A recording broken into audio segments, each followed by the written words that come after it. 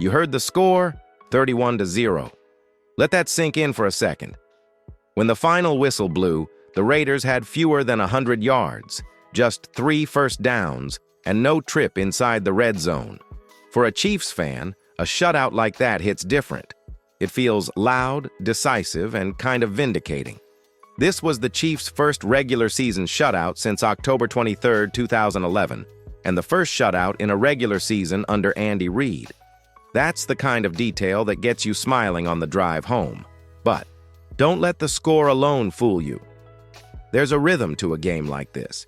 You could feel it when Rashid Rice got back on the field. Everything the offense had been building toward clicked. Mahomes looked comfortable, timing was crisp, and the whole unit moved like they knew where the holes would be before they opened. You could tell this wasn't just a good day, it was a statement. Let me be straight with you. A stat line like 9 different pass catchers recorded a reception that tells you a lot about balance and scheming. It's not just about 1 or 2 X factors lighting up, it's about an entire group being fed and operating within a plan. The Chiefs put up 434 yards of total offense, converted 4 of 5 trips inside the red zone, and went 9 of 15 on third downs. Those are efficient, sustained numbers, the kind that wear a defense down and flip intangible momentum in your favor. There were milestones sprinkled through the game, too. Reid and Mahomes picked up another win.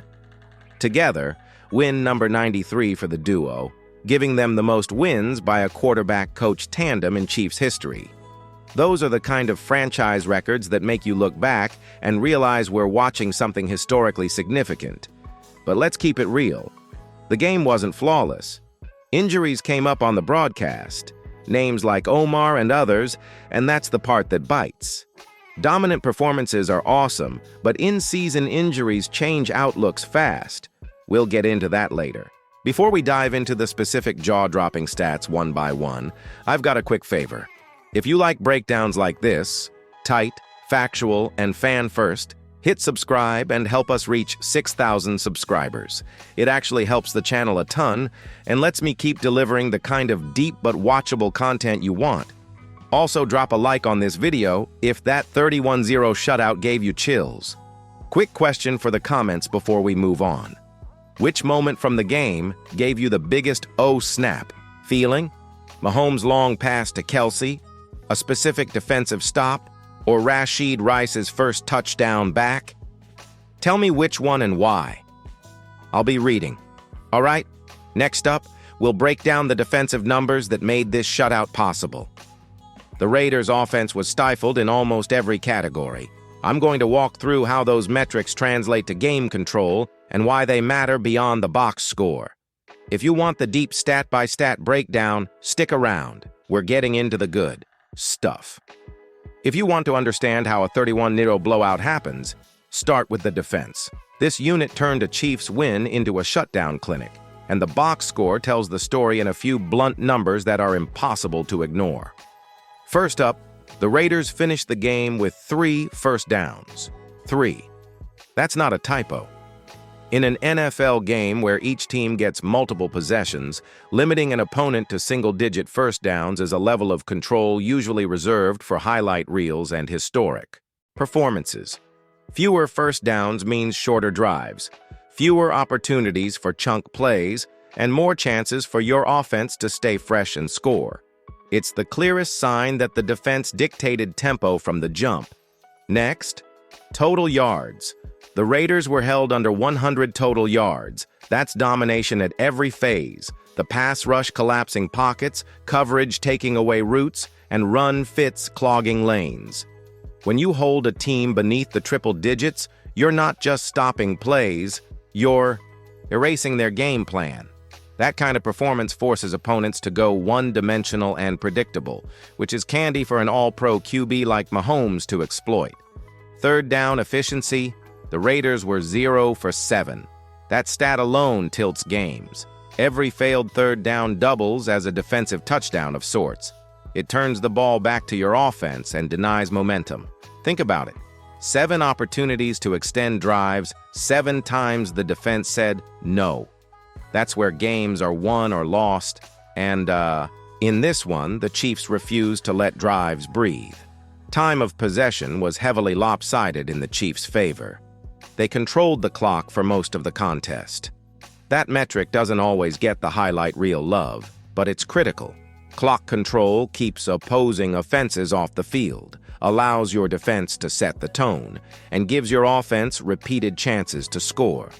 Combine that with a swarming pass rush and tight coverage, and opposing coordinators are forced into panic mode. Play calling. Penalties were interesting too. The Raiders actually had more penalties than the Chiefs, 8 for 58 yards. Penalties kill rhythm and stall comebacks. Good discipline from the Chiefs helped keep the pressure on and avoided gift yards that could have changed momentum. Now let's talk about alignment and schemes for a second. The Chiefs' front seven did an outstanding job stuffing the run and collapsing lanes. The linebackers and safeties showed range in coverage, which let the corners play tighter and funnel targeted receivers into contested throws. That level of coordination is coaching meeting execution. It's not luck, it's preparation. Here's a quick engagement. Do you think the defense or offense was the main reason for the shutout? Vote in the comments. Type D for defense or O for offense. And explain one play you think encapsulates that choice. I'll be looking to see how the fan base splits. Before we get to the offensive fireworks next, do me a favor. If, you're enjoying this breakdown and want more stat-focused breakdowns like this, hit subscribe and help us get to 6,000 subscribers. Drop a like if you love seeing the defense bring the heat. Now that we've covered how the defense smothered the Raiders, let's talk about how the offense took full advantage, because this was one of those games where everything clicked for Patrick Mahomes and company. Efficiency, creativity, rhythm, the Chiefs' offense looked like it was in mid-season form, not just grinding out drives, but orchestrating them. Let's start with the headline. 9 different players caught passes from Mahomes. That stat alone tells you how locked in this offense was. When a quarterback is distributing the ball that widely, it means he's reading the field with confidence and trust. No tunnel vision, no forcing throws. Every receiver becomes a threat, and every defense becomes stretched thin. Mahomes finished with over 250 yards and 3 touchdowns. And what stood out wasn't just the numbers. It was how easy he made it look. Short timing routes, quick adjustments at the line, and just enough deep shots to keep the Raiders' secondary on its heels. You could see it in his body language. Calm, collected, and surgical. Now, we have to talk about Rashee Rice. This was his return game, and man, did he make an impact. He didn't just show up. He set the tone. Rice caught multiple key passes, including one for a score, showing that trademark balance of physicality and precision in his routes. His connection with Mahomes didn't skip a beat, and it reminded everyone why he's such a key piece of this offense moving forward. After weeks of questions about rhythm and chemistry, that Mahomes-Rice synergy was a reassuring sight. Hollywood Brown also had one of his best games as a Chief. His route running was crisp, and his ability to separate downfield opened things up underneath for tight ends and running backs. Speaking of tight ends, Travis Kelce may not have had the flashiest stat line, but his presence was felt every single snap. The way he occupies defenders opens windows everywhere else. That's leadership you can't quantify. And let's give a quick nod to the offensive line. They were stellar. Mahomes was barely touched, giving him time to go through progressions and hit his reads. That clean pocket allowed Andy Reid to open up the playbook a bit more, mixing in jet motions, play actions, and even a few trick looks that had the Raiders guessing all night. On the ground, Isaiah Pacheco brought his usual intensity, pounding out tough yards and setting up play-action shots. His energy is infectious. Even when he's not breaking big runs, his downhill style keeps the defense honest. That balance between passing and running made the entire offense feel complete again. When you put all of that together, 9 receivers involved, Mahomes in full command, Rice's return and the line giving him all day, you get a 31-point performance that looks effortless on the surface but is built on discipline and chemistry. All right, Chiefs Kingdom, I want to hear from you. Who impressed you the most on offense in this win? Was it Mahomes being Mahomes, Rice lighting it up in his return, or maybe Pacheco setting the tone early? Drop your take in the comments. I'll feature some of your answers in the next video. Up next, we'll shift gears and look at coaching decisions, adjustments, and what this win means heading into the next matchup. Andy Reid might have just reminded the league why you can't ever count out this team. If the defense set the tone and the offense executed flawlessly, the mastermind behind it all, Andy Reid, deserves his own spotlight. This game wasn't just a win, it was a statement of preparation, discipline, and adaptability, all classic traits of a Reid-coached team. Let's start with the game plan. From kickoff, you could tell the Chiefs were ready for everything the Raiders wanted to do. Reid and defensive. Coordinator Steve Spagnuolo didn't just react. They dictated the flow. Offensively, Reid opened with high-percentage throws to get Mahomes in rhythm, spreading the ball across multiple targets. That immediately forced the Raiders to back off the blitz and respect every part of the field. Defensively, Spags deserves huge credit. The pressure packages were masterful, disguised looks, late safety rotations, and blitzes that came from everywhere. The Raiders' offensive line looked confused on nearly every passing down. Reid and Spags clearly identified weaknesses during film study and exploited them relentlessly.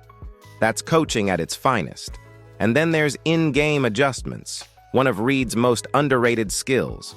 After a few early drives where the Chiefs felt out the Raiders' coverage schemes, you could literally see Reid tweak the play calling, more pre-snap motion, more bunch formations, and screens that punished over-aggressive linebackers. Every adjustment paid off, and the Raiders never found their footing again. Clock management? Flawless. Reid balanced aggression with control. Once the Chiefs built a solid lead, he shifted into possession football. Long, draining drives that ate time and killed any chance for a comeback. It's easy to underestimate that balance, but it's what separates good teams from dynasties. And speaking of dynasties, this game reinforces why Kansas City remains the team to beat. You don't stay dominant for this long just because of talent. You do it because of culture, leadership, and coaching consistency. Reid's ability to reinvent this offense year after year while keeping Mahomes sharp and motivated is extraordinary. Even the small things were clean. No delay of game penalties, crisp substitutions, solid discipline across the board. The team looked locked in from warm-ups to the final whistle. That's not luck. That's preparation. This win wasn't just another W in the standings. It was a blueprint for the second half of the season. When the Chiefs execute like this, when all three phases align under Reid's steady hand, they're almost impossible to beat. Let's turn this into a quick fan debate.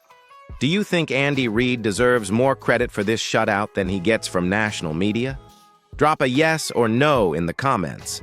And if you think someone else deserves the game ball, tell me who. All right, next up, we'll wrap this game up with takeaways, implications for the next matchup, and what this win says about the Chiefs' championship path moving forward.